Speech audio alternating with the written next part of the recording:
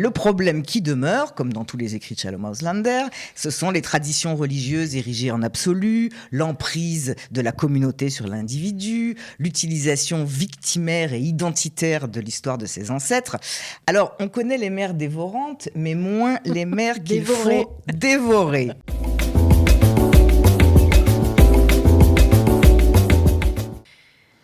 Et nous avons rendez-vous, comme chaque mercredi, avec Nathalie Hirschsprung de la librairie Vice Versa pour l'émission Le Sefer du libraire.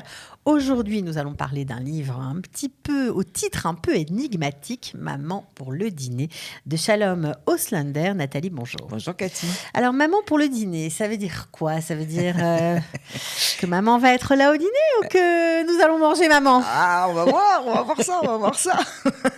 Juste, je fais un petit retour sur Shalom Auslander. Qui est cet auteur ? On en avait déjà très brièvement parlé au cours puisque un de ses livres faisait partie de mes 4 livres de chevet. Exact. Il est né à Monsey, dans l'État de New York, dans une famille juive orthodoxe, et la France l'a découvert avec la parution de son livre culte, c'est-à-dire ses mémoires, La Lamentation du prépuce.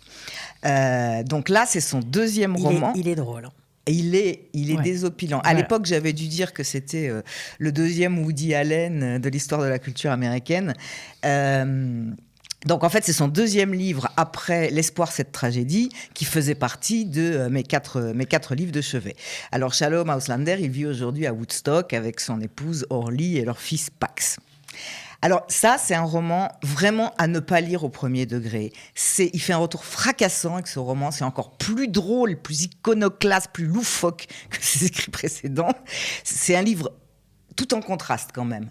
Derrière l'outrance se cache une émouvante réflexion sur le poids de nos héritages, des traditions familiales, ce qu'on doit aux siens et ce qu'on se doit à soi-même. Alors donc, oui, dans son premier livre en tout cas, Shalom Auslander racontait son enfance dans une famille juive orthodoxe, névrosée jusqu'à la moelle. Alors, je viens à répondre à votre question. Maman pour le dîner, c'est l'histoire d'une famille américaine issue d'un vieux peuple cannibale. Le problème qui demeure, comme dans tous les écrits de Shalom Auslander, ce sont les traditions religieuses érigées en absolu, l'emprise de la communauté sur l'individu, l'utilisation victimaire et identitaire de l'histoire de ses ancêtres.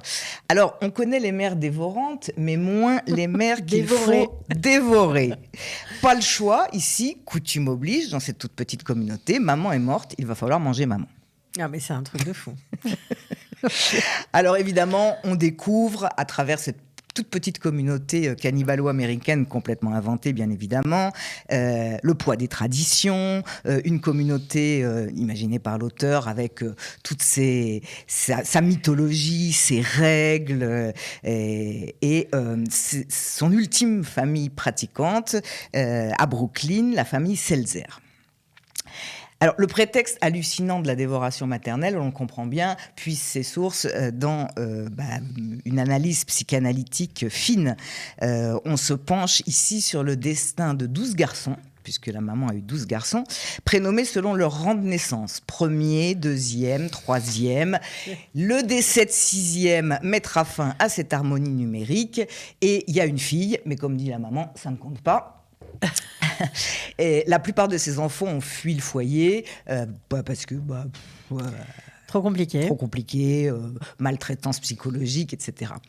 Alors, au-delà de l'histoire familiale, ce qui est très intéressant aussi, incluant celle des ancêtres, leur arrivée sur la terre promise américaine, évidemment, ça va être l'occasion de décortiquer la société américaine avec tous ces migrants qui sont entre la volonté de s'intégrer, mais aussi la volonté de préserver. Et ils vivent en communauté. Voilà. Et de préserver leur tradition familiale, la revendication de leur identité. C'est absolument passionnant. Alors vraiment, c'est drôle, c'est décomplexé, c'est inconvenant, c'est une leçon philosophique déguisée, et je le répète, il faut surtout pas le lire au premier degré, sinon on perd toute la saveur du livre. Bon, alors maman pour le dîner, est-ce qu'on peut avoir un petit extrait, parce que franchement, oui, on va manger maman, on se demande ce qu'on va lire. On va avoir un petit extrait qui montre toute la réflexion sur le poids des traditions.